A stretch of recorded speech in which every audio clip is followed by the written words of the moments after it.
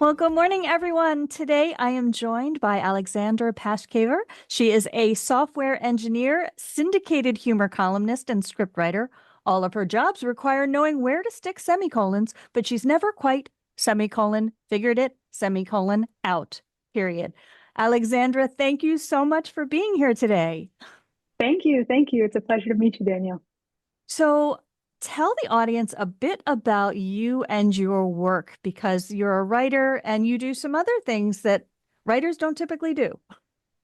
Yeah, yeah, absolutely. So, my primary job is as a software engineer because I like solving problems, primarily how can I fill up my bank account? But I but I got interested in humor writing probably around 17, 18. I watched a lot of British sketch comedy, a lot of 90s shows from England, like Blackadder, a bit of Fry and Laurie, and never was too much of a fan of SNL, but I thought, maybe I could write something like this. And I was reading a lot of humorous content at the time. So I wrote a number of sketches, and then I thought, I'm not too good at this. I need a longer form content. I can't be funny in 1 minute or 2 minutes. So I had been gifted a book of Dave Barry's columns, and he's a syndicated humor columnist for the Miami Herald. He wrote for the Herald for a crazy number of years, and I thought he was hilarious. And I thought, okay, well, if sketch comedy isn't my thing, I'll try humor columns. And that took off.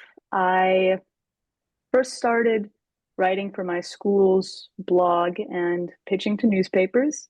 A couple of months later, I got picked up by a few newspapers and wrote for them for about a year. And it became syndicated this year by Kegel Newspaper Syndicate. So now it's in even more papers. And now I've been writing for about humor columns for about 2 years now total. And I thought, I'd like to pick up something else. I mean, newspapers are great, but I'd like to see maybe if I could circle back to that script writing that I was doing earlier. And so I did take up more script writing. I feel like in the ensuing years, I did get better at it. So I started pitching my work to little production companies and landed Go Kid Go, which is an audio imagination company for kids. They make podcasts that usually follow a narrative structure or are educational. So I wrote 52 episodes for my podcast, The Word Search, which is currently airing. And now I'm going to try to lean into more of that script writing, still keeping up the humor column, but just expanding my repertoire. So that's the goal for the future. And that explains why we get along because I also like the British humor. So you're mentioning Fry and Laurie, Blackadder. You mentioned Dave Barry, and I was picking up hints of like Irma Bombeck in your writing. So there was some stuff that you're talking about. And I have to say, I'm a huge Columbo fan. So the first thing I read from you was she puts on her best Columbo, and some say it's a crime. So that kind of explains why we share a similar sense of humor. I'm curious, how do you choose the topics that you write about? Well, I don't really carry around a notepad with me, but I do have a little document, and some things are basically served to me on a silver platter. Like I wrote a humor column about canoeing where spiders fell out of trees and into the canoes, and that was something that got straight from real life. So it was basically given to me. It was a hilarious or frightening circumstance, whichever way you want to put it. But other things do take more effort. I try to look for topics that everyone can relate to, like getting part of a house fixed or going on a road trip. But sometimes I make an effort to involve myself in life, to try to go out and have those new experiences instead of staying in my room, because even if they don't suggest a humorous topic in the moment, later when I cast my mind back, sometimes I find something and I think, ooh, this is interesting. Maybe I could expand it, or maybe I could combine it with other experiences I had to tell a whole story that comes together from all these little disparate points of view. Yeah, and that's a kind of a good tip for aspiring comedy writers is there's a story in everything if you look for it. And if you're looking for the humorous, you will find it. And as someone who, after the last Hurricane Milton went through, needs a new roof, I can relate to the House article on fixing things and fixing a roof, because we're going to have that very soon. So, you know, best and worst about the industry. And if you don't mind, I'm going to share a personal experience because I was a journalist a long time before I moved into fiction writing. And when I used to write for a food column, people asked me all the time, "Do you get paid in food?" And what other industry can you work for where they say, "Will you work for food?" And I'm like, hmm. So I got tired of saying, "Well, no, they actually pay me to go and eat and review." So I said, yes, for every article I turn in, I get paid in one free range chicken, a pound of rice, and a cup of sugar. And then they look at me and they're like, "Oh, you're joking." Yeah. So can you share with us your best and worst about the industry? Well, I think the best part is getting messages from or emails from people who have read my work and enjoyed it and said, I was going through something tough, or I was just having an average day and I read your column and it made me smile. I mean, those warm my heart every time I get them. But the downside to it is there are some people who write me saying that I can't believe you're writing this stuff. They don't realize it's a joke. And some of those Okay. emails have been rather weird. People saying, "Oh, you should some of this stuff you're completely have your head on backwards. You don't understand anything about society." So they took And it and all because they took it seriously. They didn't and realize and that it they was a and they joke. even wrote in the email, "Nothing in your article suggested this was a joke." I thought, the humorous nature of it probably should have suggested something, but I guess they just missed it. If it's in the paper, maybe it has to be true. Oh my goodness. And that's got to be, and it's so funny how, and it just goes to show how body language and tone of voice and things and make a difference. And it's so hard in written form. Sometimes you just don't know. And I've had that happen myself where I think I'm writing something innocent on, say, Facebook, and all of a sudden these comments came in and I'm like, that from? So, but fortunately, most people get your work and what you're about. And you said something really interesting about how someone was having a bad day and you just lifted their spirits. Because I want to talk a little bit about the power of laughter and humor. And because I nerd out on this stuff, I just want to share it with the audience very briefly. Um, Laughter really is the best policy. Humor is the best thing you can do for yourself for stress reduction. There's so much research to support that it leads to better cardiovascular health, better immune system, reduced risk of heart disease and cancer. It's great for creative problem solving and makes us more flexible. And for in particular, because the two of us are writers, writing helps us process emotions. So as a coach, I'm always having people step outside and journal about their experience because it gives them a chance to reframe something in a more positive light, process it, and stop ruminating on it. And um, in my writing, there's some darkness, so that comic relief just gives the audience a little bit of a break. So that's my soapbox. But I would like to know, Alexandra, from you, the personal impact of humor. Well, I think as with software engineering, there are perspectives on life that help you look at things a different way. And software engineering incentivizes you to think abstractly or to take a step away from a problem and break it down into more manageable pieces. And I find humor to be very similar. You do get a little bit of a different point of view when you start thinking about how to make things funny.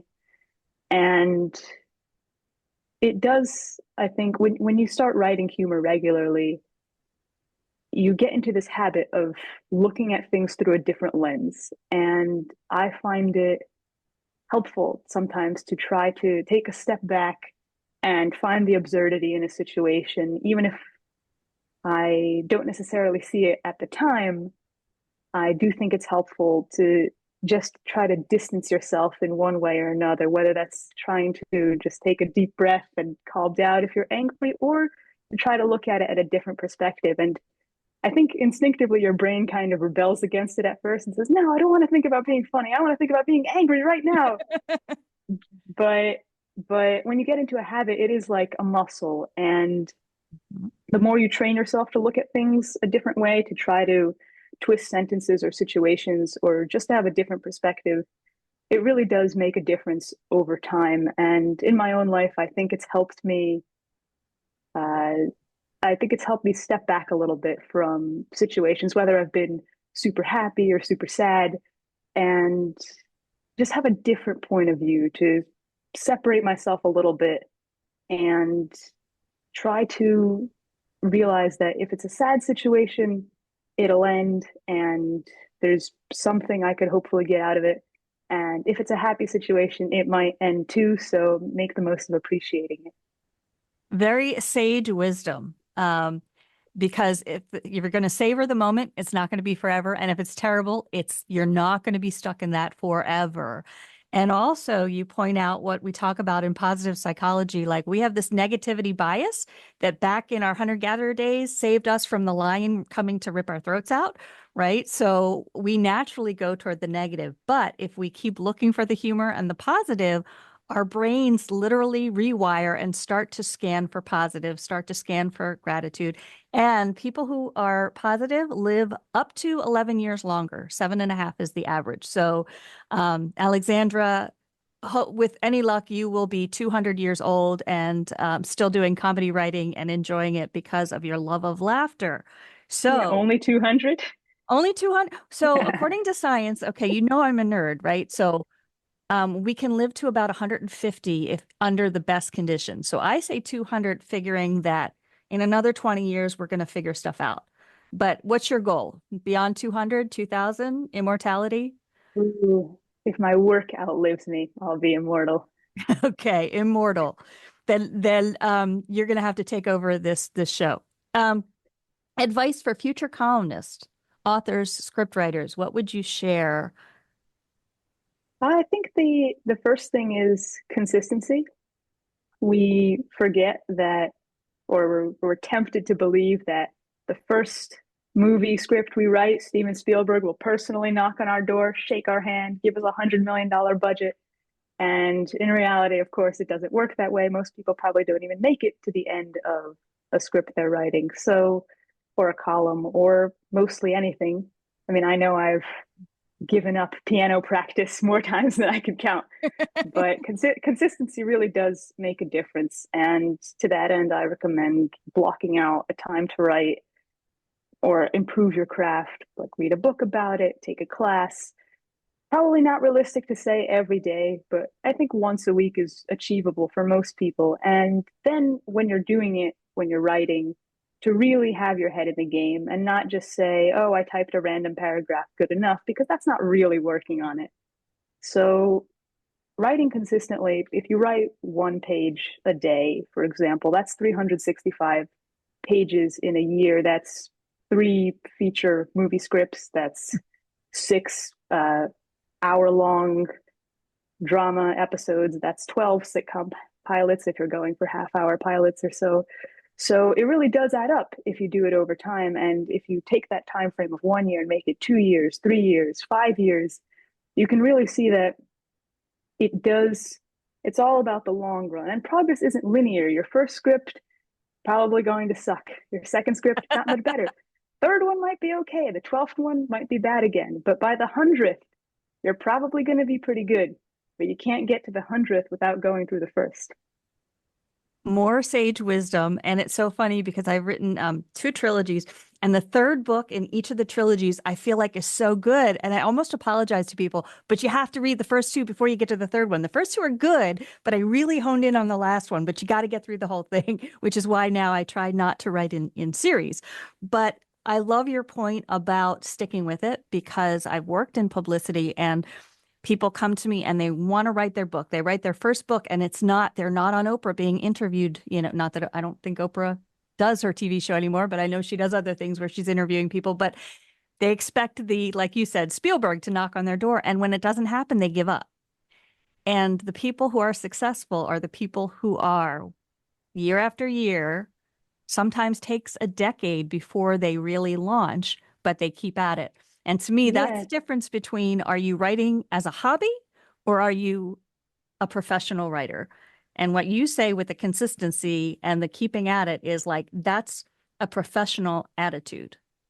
yeah, and it really does take a while. When I was pitching for my very first newspaper column, trying to graduate out of the school blog years, I I looked up newspaper directories. It was just cold emailing editors, and it took over 300 emails for two people to say yes, and that was Keith Mayer at the Delaware County Daily Times and DK Thomas at the Gettysburg Times. They were the first people who ran my column in actual real life newspapers as opposed to just a school blog.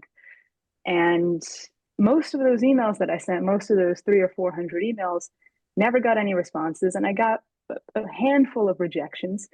But it took hours of custom crafting each one of those pitches, following up on those pitches, but it worked out. And then from there, it did get easier. And same with pitching for my first script writing job. I've found success with the cold pitching email method, but it does take a lot of repetition, a lot of following up, a lot of work to try to craft a custom pitch that appeals to a particular newspaper or production company. And keeping at it is really the only way, I think, people would make it anywhere. Thank you for sharing that because, and I see this on Twitter all the time where they're like, I've made 50 query letters and I haven't gotten an acceptance. And I'm like, okay, well, you're just getting started. It does take a little backbone, like and a little confidence to be able to I know I've gotten rejection letters and to not immediately think, I'm terrible at this and just realize, not everybody's cup of tea. Maybe it's not the right timing for it, but to be consistent. And I admire the fact that you handcrafted hundreds of emails specifically for people. I mean, that is dedication. And then on the flip side of that, having books that, I don't get a lot, fortunately, knock on wood, of bad reviews, but if something comes in and they give me like 3 stars out of 5 on Amazon and they don't tell me why, and I'm like, so you have to be able to have a little bit of a thick skin, as you indicated too, with getting emails from people saying that's not funny. That's very serious. I can't believe you think that. So you must hopefully have a good sense of self and self-confidence, because I believe that's needed in the industry. Yeah, it does take a bit of a thick skin, but I admit it too. Sometimes I'll see a review on the podcast that I wrote, 1 star review saying there aren't enough episodes. And I was thinking, well, that should be a good thing. I mean, if you wait till next week, there'll be more. Like when somebody, I have to share one more thing, and please feel free to jump in and share. I had a bad review. I mean, they still gave me like a 4 star rating. They're like, this mystery was complex, or twists and turns. I didn't know who to trust. I didn't know what was going to happen, but it was a little too complex, and I didn't really want to think that much. I'm like, really? Your complaint is you had to think too much and solve the mystery. Yeah, just So just tell us who the killer is at the beginning. and those irritate me, except for Columbo, which is why I love Columbo, by the way. He's one of the few that's not a who done it. We know who did it right away. And I suspect he knows 5 minutes in, but he bumbles around and pretends to be dumb, but he's like super smart. But anyway, I'm a Peter Yeah, I Falk mean, fan, as you it, know. it yeah, it is. It is a twist on the typical mystery setup. I think that's probably why it was successful. It took a common idea, common genre, and did it a different way. And right now, a lot of shows, I think, whether it's in children's content, which is sort of where I'm working right now, or just things like police procedurals, a lot of them do have a very similar feel. And so that's where I'm trying to. I enjoy mysteries. I enjoy family friendly comedy. So right now I am focusing on the family friendly comedy bit, but I am trying to dig down. And when I'm writing my own sample scripts, thinking, okay, well, what hasn't been done before? Yes. Very, very well said. And we need that. My husband and I kind of joke that sometimes I do want the not too much thinking, like I'll put on a romantic comedy or something, and we will sit there and we will predict the next line and the punchline. And 99.9% we're right. And we're like, we could write this. So what I appreciate about your writing is not everybody can write that. I don't want to write what everybody else is writing. I don't want people to know the punchline 5 minutes before it's told. So good Yeah, job. I think part of it does come down to rewrites because when you write a comedy script and you're just kind of going um, from setup, punchline. Very often, the first idea you come to is the idea that the audience will also come to. And I think when I say, oh, well, just make something original, it's not very specific advice, but if I were to make it more specific, I would say one actionable thing to do is make write a script, write a setup for a punchline, a joke, and then rewrite it 2 or 3 times because the third idea you come up with or the fourth idea you come up with is probably not what the audience is going to instinctively come to. And not all of the second or third or fourth ideas are good, but when you work through the script or you put your character in a really impossible scenario, I mean, it shouldn't be easy for them to get out. And if you can't think of how they would extricate themselves from a scenario, if you can't realize that from the minute you put them in it, that's a good sign. That means you're going to have to be creative and find a satisfying way, a creatively satisfying way to extricate them from this absolutely impossible dilemma. And the audience likes to see that too. If we put a character in a dilemma and we know immediately how they're going to get out of it, or we can predict how they'll get out of it, it's not really satisfying to see on the screen. So it really is about, I think, the rewrite process and those second and third ideas. I think that's where the value lies. Yeah, great advice. And also, it's when we get to that point, for me, it's having a couple of beta readers just saying, read the scene, tell me how it lands with you. Because I know how it's going in my head, but if they're coming back with something different, I'm like, oh, that's helpful to know. But yes, you're right. Putting them in tricky situations, and sometimes at least I know as a writer, I do that, and I'm like, how am I going to work with this? What was I thinking? And there's at least one point in a novel, say the novel's 300 words, where you get to about 250, and you're like, should I just trash this whole thing and start again? Because this last little, I can't make the ends meet. And I don't know if you've ever felt that way in anything you've written, but I've written a few sitcom pilots for my own projects, and one time because for a school assignment, I was supposed to do some historical research, and I asked the professor if I could submit a sitcom about the American Revolution in lieu of a more formal research presentation. And I got the okay. So I did have to write a sitcom about the American Revolution. But what was difficult was I'd have the plot of the episode, I'd have the subplot of the episode. I would think, gosh, these are both so hilarious. I want them both in here. How am I going to connect them? And it did take a lot of mulling over how I could make those two disparate events work together, that sort of a beginning, a muddle, and an end. But I think that was probably what I could point to as something that reignited that interest in script writing, having to do it for a school assignment. And with something like the American Revolution, there are specific historical events that you could point to that you can again try to take a step back and do a different perspective. We all know that Washington was crossing the river in a boat and he's sort of looking gloriously to the side. What might he be looking at? and what's going on with the other side that you can't see? What's he hiding, right? So, Yes. So lots of I think that was having to write that sitcom for that class was what made me think, okay, if I'm writing for comedy for this class for a visual format and I'm doing it for the newspapers, maybe I can start making a bigger thing out of it. yeah. And sometimes it's painful, but if there's a scene that's just not working and you take it out and I'm putting it over here, it's really good because usually I can fit that framework into another story. So it's hard you don't want to mess with it, but sometimes knowing what to cut really helps. So what is next for you? What I am currently working on is pitching to a few indie studios. I'm working to get into a family-friendly comedy kind of assignment. My strengths lie in episodic work, so I'd like to do sitcoms at some point. I'd like to do something live action at some point. Right now, I'm focusing on children's animation studios because I think that with reshuffles going on in content, that it might be a good place to explore and stretch my own creative skills. And it's where the region currently where I have experience. But I'm also auditioning for voice acting roles. So we'll see where that puts me. I'd love to do dual writing and acting work on things. I really like to invest myself in productions and stick with them. I'm less of a fan of writing one-off episodes, but we'll see what it comes to. I'm open to seeing where life takes me.